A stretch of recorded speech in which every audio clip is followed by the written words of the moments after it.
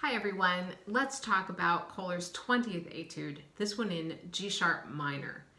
We also make some brief stopovers in B major, in F sharp major, and D sharp minor, and also in C sharp major. So those keys would be very helpful to add to your warm-up. You might want to do something like go to the Riker Daily Exercises book and play the ones that are in those keys. I also spent some time playing thirds in especially B major and G sharp minor. I did the different forms of minor, all three forms of minor. I find that every key has a slightly different feel and a slightly different balance point. So it's important to do those warm-ups, especially that's why I chose thirds for this key, because I tend to really grip the flute a lot when I'm playing D sharps and G sharps. So I have to fight those tendencies, and I do that in my warm-up. So I'm going to suggest this week that we start at the end. We're going to start at the last tempo one. This statement of the theme does not really modulate, so it's pretty helpful to start with this version rather than the one that modulated at the beginning of the piece. Typically, a piece will modulate at the opening so that there's a reason. The struggle that ensues is us going through a bunch of key centers and drama to try to get back where we started. So let's just start at the end.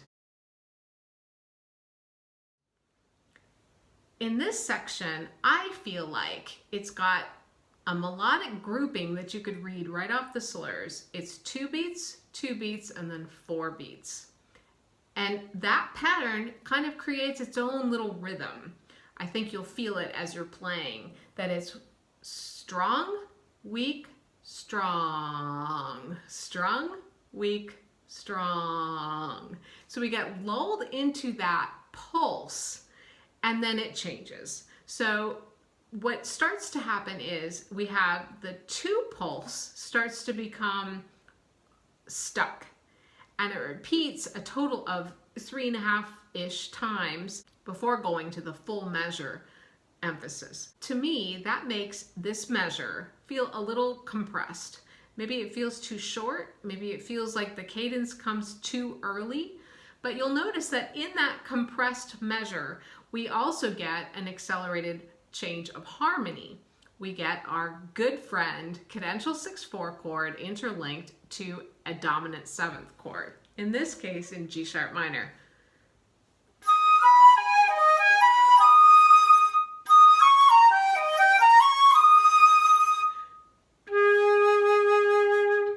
So just practicing those chord progressions can be really helpful because it will give you something to hold on to.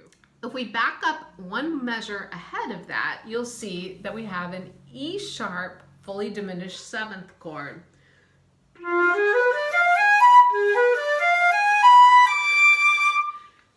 That entire measure is the same 4 pitches, just going through different octaves. One other thing I wanted to point out, you'll see I've written major second above, and what that means is compared to the first statement, this is a major second higher than it was in the original statement. I've also written to remind myself, I want to anticipate with my middle finger, because if I lift my right hand ahead of time, I'll get a little crack.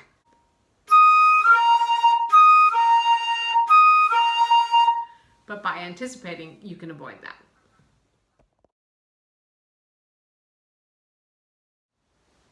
The second section I'd suggest you practice would be the un poco meno. This we want to take these 3 measures that I've highlighted and play them every day. Play them under tempo, play them with rhythms, and I'd also really suggest that you give it a try doing the anticipation method.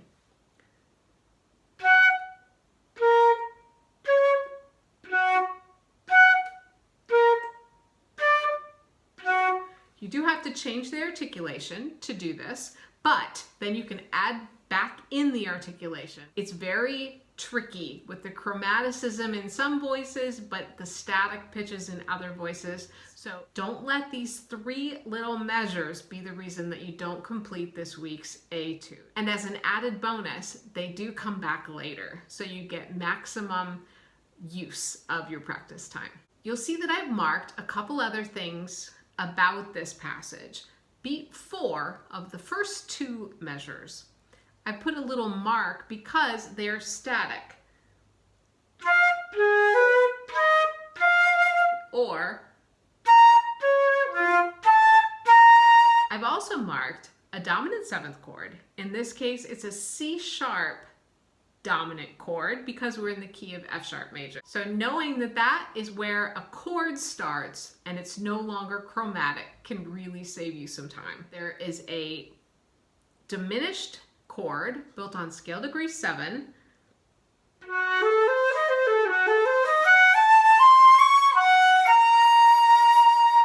I think that's pretty hearable, that it's some sort of chord going back to tonic.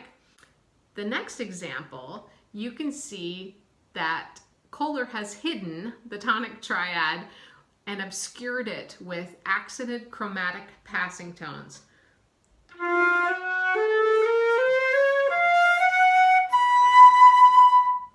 I've also marked a passage that modulates in an unexpected way. The thing about modulations is you can only hear them retroactively. While we're in real time playing that B sharp, we're hearing it as scale degree 4 of F sharp major. But Köhler has other things in mind. That B sharp is also functioning as a C natural, and it's about to lead us to F major. So that little passage can be very hard to get into your ear because it's not what we're expecting.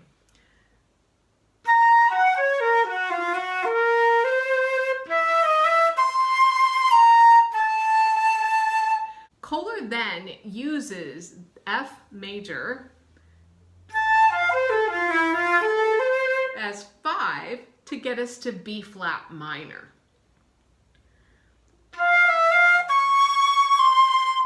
These are our interlinked chords that we keep seeing: a cadential 6/4 chord, which is a tonic triad in second inversion, linked directly to a dominant chord.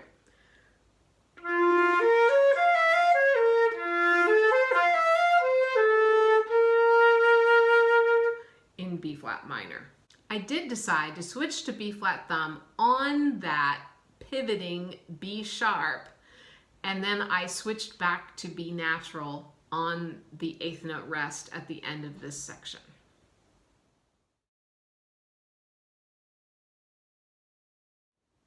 For that second section of the piece, Köhler had written Con eleganza, which changed my entire interpretation of the passage. It made me think it was much more operatic. Maybe could even be a dialogue between two characters in an opera. If that's the case, then I think the third section is more of a calliope kind of section with its chromaticism and the fact that it's flipped the beat. A dominant on a strong beat and a tonic on a weak beat, when usually we have the opposite. And it continues to happen through that passage, giving it kind of a wonky feeling. We have one more classic Köhler modulation, which occurs with a C double sharp, fully diminished 7th chord,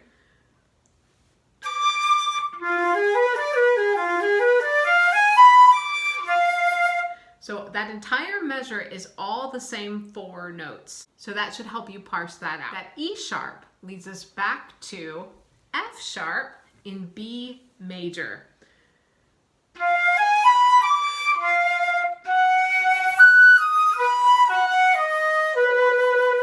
This is another cadential 6/4 chord.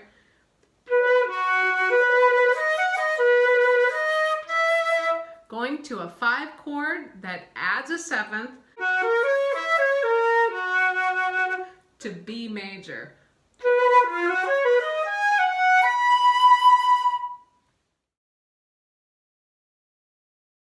The fourth section is the beginning.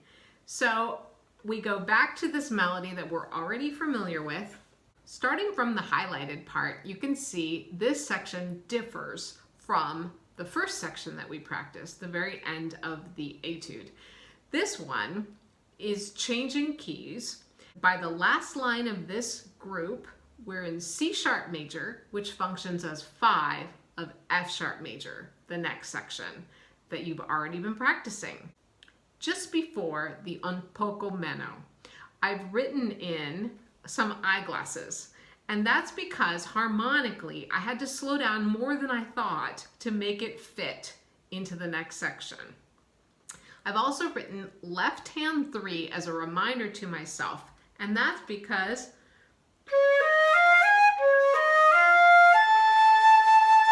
I wanted to anticipate lifting that finger quickly to the G double sharp.